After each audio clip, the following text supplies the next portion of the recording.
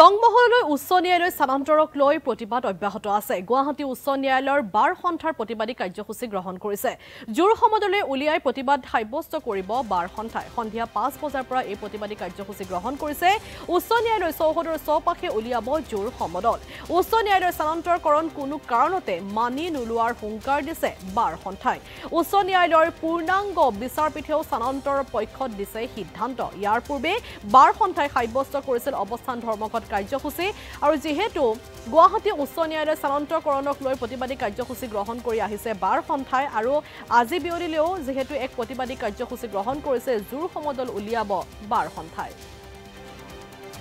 আমি সবিশেষ জানিবলৈ ফোনযোগে সংযোগ স্থাপন কৰিছো আমাৰ জ্যেষ্ঠ সাংবাদিক মাধৱ দাসৰ সৈতে। মাধৱ দাস, আপোনাৰ ওচৰলৈ আহিছো।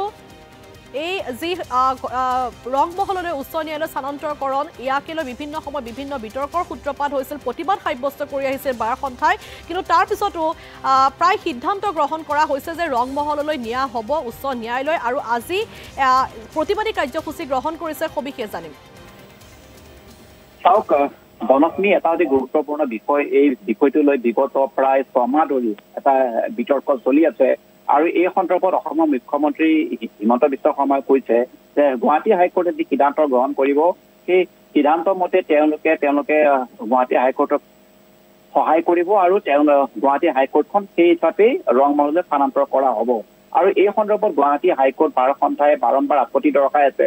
তেওঁলোকে কৈ আছে যে গুৱাহাটী হাইকোৰ্টখন যদি বৰ্তমান যি স্থানত আছে তাৰ পৰা যদি ৰংমহললৈ লৈ যোৱা হয় তেনেহ'লে যিসকল অধিবক্তা সেইসকল অধিবক্তাৰ যথেষ্ট অসুবিধা হ'ব। কাৰণ গুৱাহাটীৰ পৰা প্ৰায় সেই স্থানলৈ 15 পৰা 20 কিলোমিটাৰ বাট অতিৰিক্ত দূৰ হ'ব আৰু সেই সময়খিনি পাৰ হওঁতে সেই সময়খিনি অতিক্ৰম কৰোঁতে সকলো অধিবক্তাৰ যথেষ্ট সহায় হ'ব।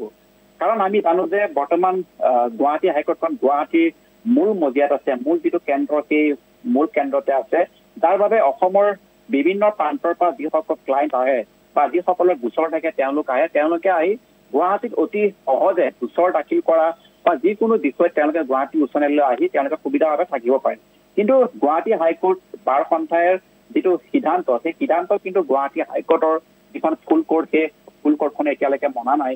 আৰু আজিৰ পৰা প্ৰায় 15 দিনৰ পূৰ্বে গুৱাহাটী হাইকোৰ্টৰ ফুল কোৰ্টে পুনৰ সিদ্ধান্ত গ্ৰহণ কৰিছে আৰু তেওঁলোকৰ পূৰ্বৰ যিটো সিদ্ধান্ত আছিল যে গুৱাহাটী হাইকোৰ্টখন ৰংমহললৈ স্থানান্তৰ কৰা হ'ব আৰু সেই ৰংমহল হৈছে জালুকবাৰী সমষ্টিৰ উত্তৰ গুৱাহাটীৰ এটা অঞ্চল, যিটো অঞ্চলক লৈ বহুতে প্ৰশ্ন উত্থাপন কৰিব বিচাৰে যে জালুকবাৰী সমষ্টিৰ বাবেই ৰংমহললৈ গুৱাহাটী হাইকোৰ্টখন লৈ যোৱা হৈছে।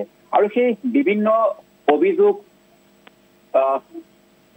প্ৰতি অভিযোগ কৰি থকাৰ মাজতে গুৱাহাটী হাইকোৰ্টৰ ফুল কোৰ্টে পুনৰ সিদ্ধান্ত গ্ৰহণ কৰিছে যে ৰংমহললৈ হাইকোৰ্টখন লৈ যোৱা হ'ব আৰু এইখিনি সময়ছোৱাত গুৱাহাটী হাইকোৰ্টৰ সৈতে তেওঁলোকে আলোচনাৰ দুৱাৰ মুকলি কৰি ৰাখিছে।